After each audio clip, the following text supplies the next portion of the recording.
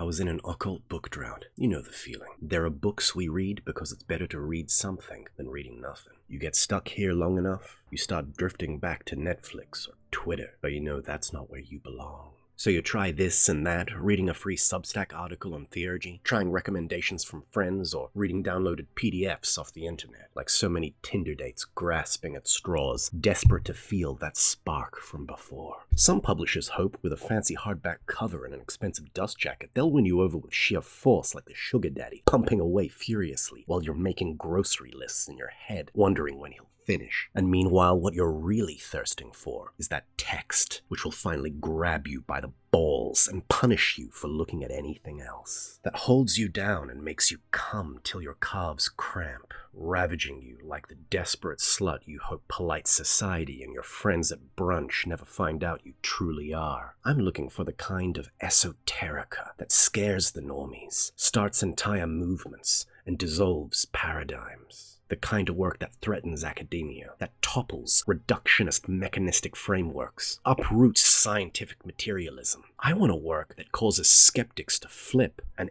epistemologists to break down in weeping. Secretly, we all want a book that will annihilate our worldview, like we're a character in a Lovecraft story who's just glimpsed something we shouldn't. I had considered going back and reading some more Golden Dawn, like the godforsaken lonely hoe that I am. He's been in and out of jail 6 times, and he goes through my purse while I sleep, but at least he knows my G-spot. He's on top, and I'm dead inside. But then, boom, someone kicks in the front door. Police! Walks in and blows my lover's brains out, mounts me, and we make love on the bloody remains and bits of grey matter. My book drought is over. Ladies and gentlemen, I would like to introduce you to this book, Prometheus and Atlas by Jason Reza Jourjani. This book is a journey through time, through the history of the academy, philosophy, psychology, science. There is so much information crystallized and condensed here. Anywhere else it would take an entire semester to digest all of this knowledge. And yet here in this one work, like an alchemical elixir, we are allowed to sample something both terrifyingly deep and paradigm-shatteringly broad. This book is for occultists. No, it's not a recipe book of potions, nor are there any spells in there that will cure your hentai addiction, David. What Jourjani offers us in this book is a metaphysical backbone and a philosophical rigor that's missing otherwise. Why is this important? Well, why do you do what you do? Why does magic work? Do you like cosmology? Or do you just practice magic for the sake of practicing magic? Here we have a work that talks about clairvoyance, precognition, past life memory, etc., and embeds and connects it to the entire tradition of Western philosophical pursuit. Jourjani doesn't just give you a new system. He's not offering you his own take on what the higher dimensions are like or something. What he's giving you is the ultimate tool to forge your own path.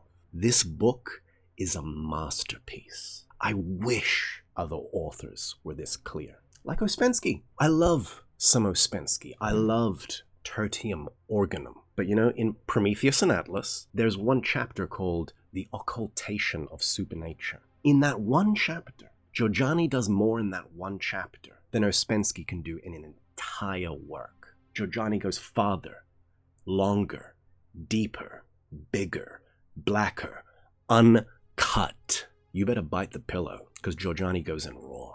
Over 100 years, parapsychological data is aggregated in this work. In this book, you'll probably find one of the greatest critiques against academic materialistic reductionism ever.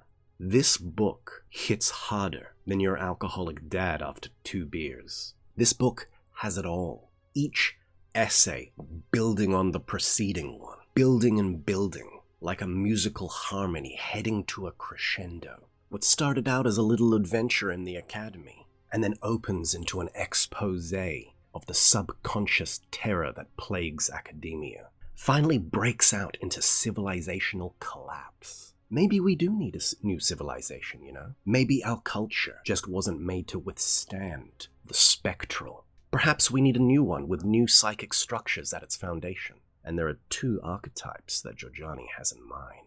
That's right, Prometheus and Atlas. Do you like big buff guys covered in chains? Do you like it when an intellectual man comes into your life and rearranges your insides? Well, then it may be time for you to spread your cheeks and buy a copy. Prometheus and Atlas.